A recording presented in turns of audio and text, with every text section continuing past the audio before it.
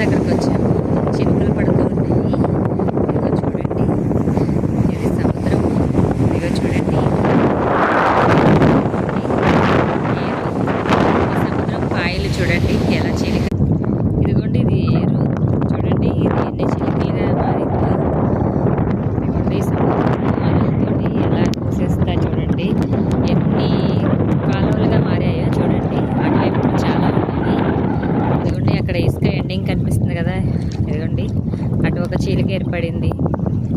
ఇదిగోండి, ఇక్కడ ఒక చీలిక ఏర్పడింది. ఇదిగోండి,